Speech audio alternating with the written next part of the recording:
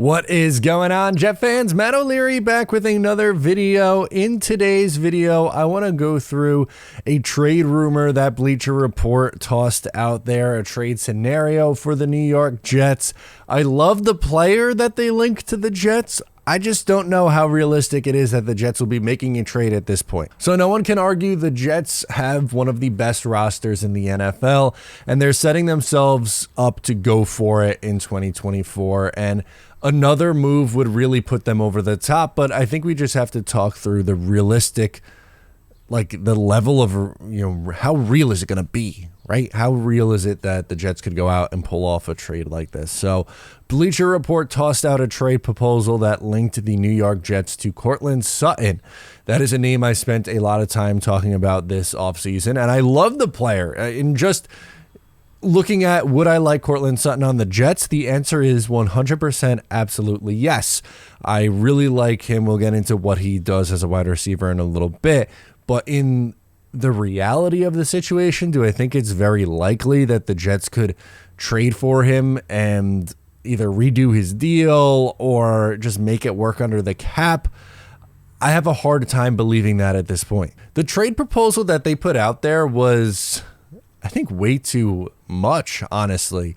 They proposed the Jets acquiring Courtland Sutton from the Broncos for a 2025 second-round pick and a 2025 third-round pick. 2 mid-round picks for Courtland Sutton. I don't think that's what it would be.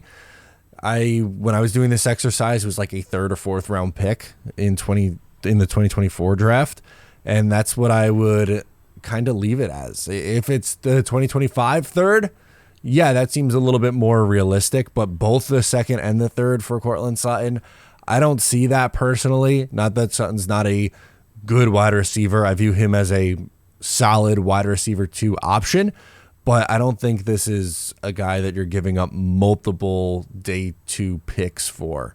I think they're a little bit high on that trade value. In 16 games last year, Sutton had 772 yards, 10 touchdowns in 16 games with Russell Wilson at quarterback. His best year was in 2019. He had just over 1,100 yards. He is a really good red zone threat at 6'4", 216 pounds, one of the league's best contested catch players, which is exciting because, well, just looking at the Jets' biggest needs, they were really bad in the red zone last year. Granted, they went out and got Mike Williams. So Mike Williams, yes, we have questions about his health, no doubt, coming off of the injury that he sustained in week 3 of the NFL season last year. But after they acquired him, it kind of felt like that Courtland Sutton dream was over, which is fine. I think the Jets pivot was a good one, but I just don't see how they acquire him at this point. And then you're going to run out Sutton, Lazard, and Mike Williams as your outside receivers. I know he pushes Lazard down the depth chart, which I'm good with, but I don't see them making that trade for 2 mid-round picks with only $6 million in cap space. The Jets just have $6 million in cap space right now. Can they restructure some guys? Can they move money around to redo the Courtland Sutton deal? Yeah, but again, I don't see it.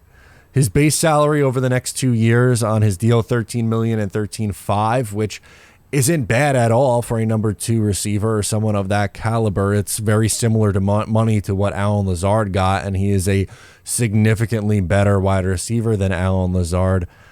It's not to say that the Jets can't add a wide receiver in camp or before training camp starts, but I think it's going to be in the bargain bin rather than, again, draft capital on day 2, multiple day 2 picks for a guy making $10+ million. I think if the Jets are to make a move, again, it would be something for a veteran who is still out there on the market now and would be signing for under market value. They tried to do it with Calais Campbell last year.